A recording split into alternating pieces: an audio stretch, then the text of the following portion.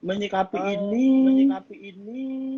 apa ya, mau tidak mau pun metode semacam kayak yang dilakukan oleh Bintang Emon, kayak yang dilakukan oleh Viko, kayak yang dilakukan oleh Yuda Gling dan teman-teman lain itu menjadi paling tidak alternatif hiburan yang bisa dilakukan kita sebagai stand up komedian pada khususnya, atau kita sebagai pelawak pada umumnya gitu loh.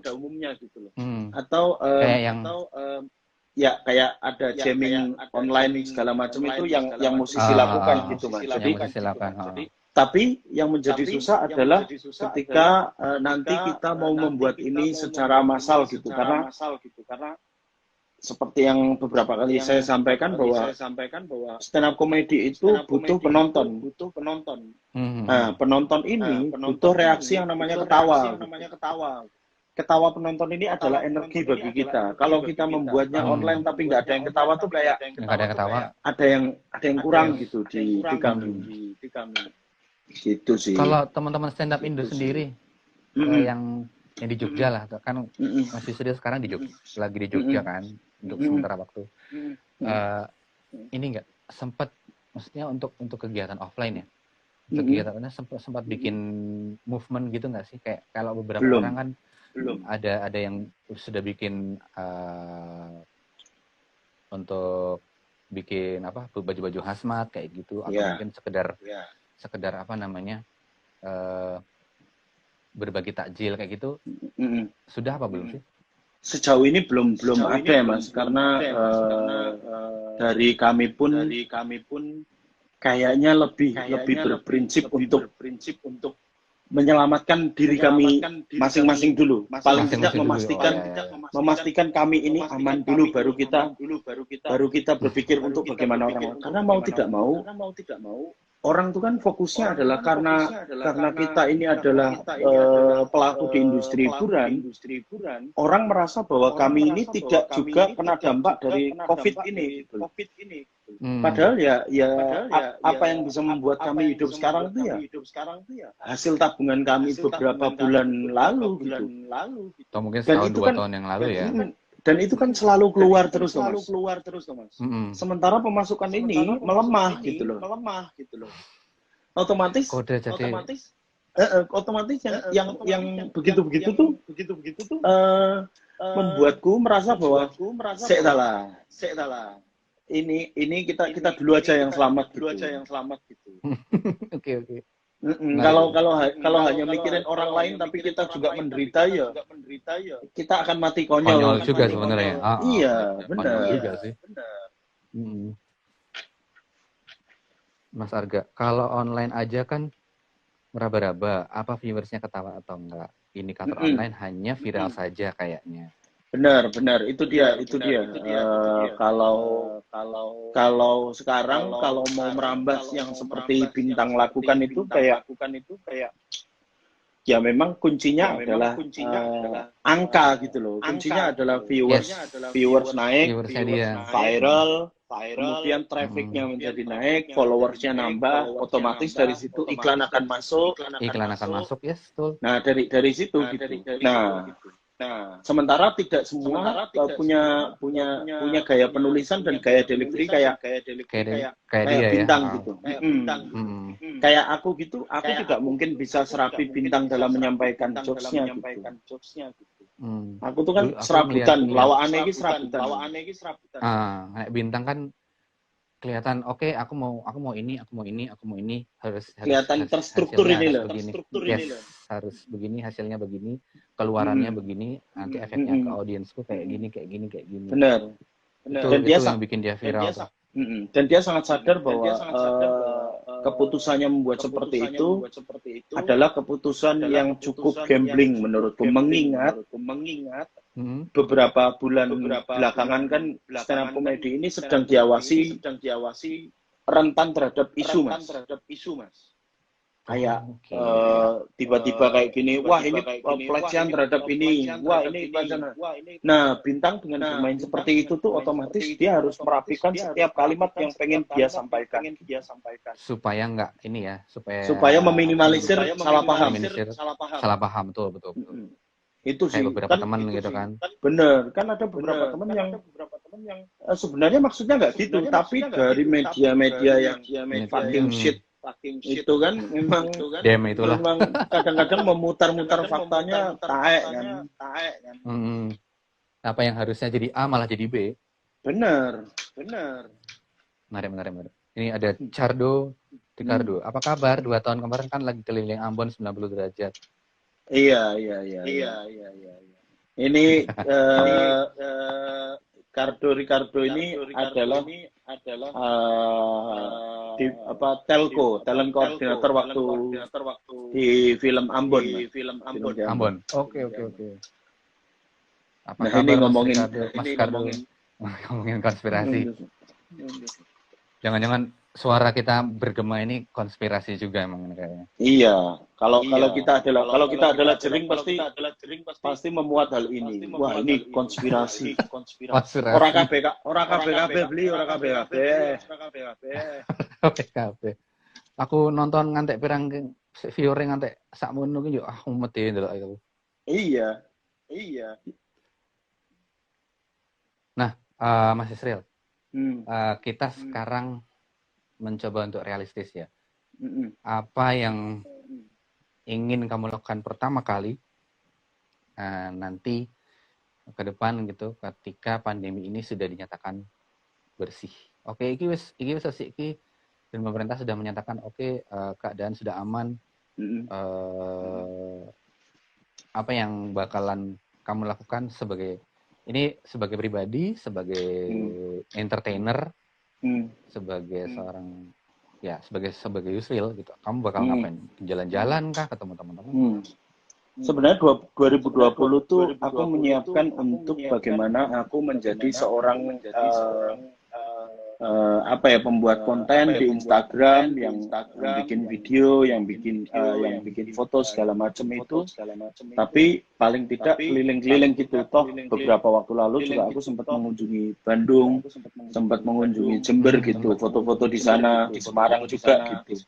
Nah, aku pengen kayak gitu sebenarnya. Makanya planku itu 26 Maret kemarin itu pergi ke Jepang. Terus untuk karena aku suka Jepang ya Mas ya, suka dengan kita kan suka tokusatsu kan. Tokusatsu. Saya pengen ke situ, pengen foto-foto di Jepang, street photography gitu Jepang.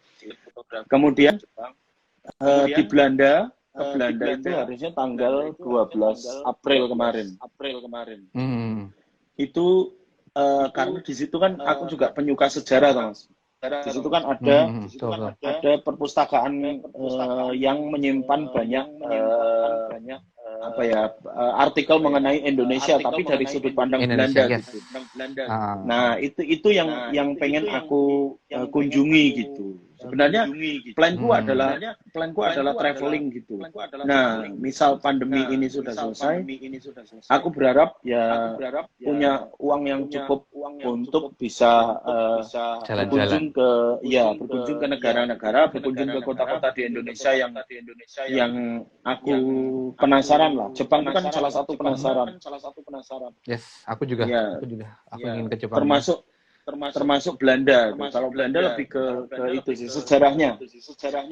Indonesia dan Belanda ini kan punya sejarah yang panjang. Bahkan kayaknya mungkin sejarah-sejarahnya Indonesia ada yang mungkin kita nggak tahu dan itu disimpan di sana gitu Benar itu dia arsipnya itu. Itu dia yang aku penasaran. Terus dengan adanya pandemi ini kan agak shock kan, kayak semua rencana yang sudah aku susun di awal tahun ini menjadi tiba-tiba mabrek gitu. Iya itu membuat kita semua kayaknya dropnya dari awal kan, kita mikir benar. Sisa tahun 2020 ini yuk kepiye RP gitu kan. Benar. Itulah makanya aku pengennya tuh mungkin bisa ditiru oleh teman-teman influencer gitu bahwa kita harus menghadapi keadaan normal yang seperti ini gitu. Keadaan yang begini itu ya udah mau tidak mau kita memang dipaksa untuk berevolusi dengan keadaan seperti ini. Dengan keadaan normal yang baru tadi ya. social distancing, physical distancing, kemudian menjaga higienis, misal kayak cuci tangan segala macam. Oke, Mas Yusril, Siap. sekali lagi dong. Siap. Ada nggak saran-saran buat teman-teman di luar sana selama pandemi ini, apa yang mesti teman-teman lakukan? Kayak tadi kita sudah bahas, tapi mungkin bisa diulang lagi buat teman-teman yang baru join. Yang selalu aku pesankan sih adalah jangan lupa untuk tetap menjaga kewarasan di tengah kondisi yang sakit seperti ini gitu. Kondisi yang seperti ini itu tidak hanya menyerang orang-orang yang terkena virus, tapi juga orang-orang yang tidak terkena. Karena bagaimanapun ini adalah kondisi di mana menjadi musibah untuk bersama gitu. Otomatis ya menjaga kewarasan dengan cara melakukan apa yang kalian suka, melakukan apa yang kamu menjadikan hobi gitu. Misal kayak aku ya, foto-foto misal kayak Mas Arti, pit-pitan ya, pit-pitan aja gitu. Asal tetap menjaga kesehatan. Ya, menjaga kesehatan. Kalau aku kan ya paling sekitar sini. Aku tuh malah melihat Jogja sekarang tuh Jogja yang paling bagus yang pernah aku lihat dari 19 tahun aku di sini gitu. Nah, ini menarik. Bagusnya di mana? Apakah karena apa ya? Karena ini Mas, karena kayak semuanya tuh menjadi lebih tertib gitu loh. Oke. Aku pernah lihat sore di sekitaran Jalan Bantul ini ramainya bukan main. Tapi ketika masuk kota itu sepi. Artinya apa? Artinya orang hanya keluar ketika pulang atau pergi kerja gitu. Ya, pulang atau urusan kayak gitu. Padahal kita melihat bahwa angka peningkatan pasien COVID-19 ini juga tidak signifikan di Jogja gitu. Tapi gitu aja orang-orang sini tuh kayak sepi banget itu loh. Aku sih justru menikmati kalau misal ya ini cuman kepinginan tapi jangan direalisasikan ya. Aku tuh malah pernah kepikiran begitu lewat Jalan Malioboro, wah ini enak banget nih kalau foto-foto di sekitar sini gitu. Cuman kan jangan dilakukan ya kan. Ya, takutnya orang-orang yang mendengar ini nanti merasa bahwa wah ini saatnya nggawe konten. Tak keplak. Soalnya kemarin ada Mas di Amplas itu. Ada. Malah beberapa sista itu justru menggunakan kesempatan sepi ini untuk gawe konten, untuk foto. Maksudnya ya. Awal-awal corona ini lah. Pokoknya Malioboro nggak diserialisasi di 0KM aku sempat masih ada yang foto-foto kayak foto-foto prewedding. Waduh. Foto-foto prewedding, waduh, nek ana satwa PP lah yang mau digaruk. Betul, itu dia yang ya udahlah kita toh kita juga dituntut untuk kalau misal mau berkreasi ya berkreasi aja di rumah gitu. Banyak kok yang bisa dikreasikan. Misal foto jero kulkas, misal aja kan dengan estetis ya. Misal foto jero kulkas gitu. Nanti kalau nggak tahu gimana caranya foto secara estetis di dalam kulkas kayak gimana, bisa nanya Mas Yusril setiap hari Sabtu. Pantengin terus, dia akan live. Siapa tahu kalau beruntung kamu bakal bisa request lagu, terutama lagu-lagu K-pop, karena dia adalah manusia lucu satu ini adalah K-popers sejati. Dan dia juga sama kayak aku, dia suka tokusatsu, makanya dia juga sangat ingin ke Jepang. Benar. Oke, Mas Yusril. Terima kasih waktunya. Tetap sehat, tetap semangat. Semoga ya doa kita bersama ya, pandemi ini segera berlalu. Semua bisa kembali beraktivitas. Oke, Mas Yusril. Sampai ketemu lagi. Ciao, Bella.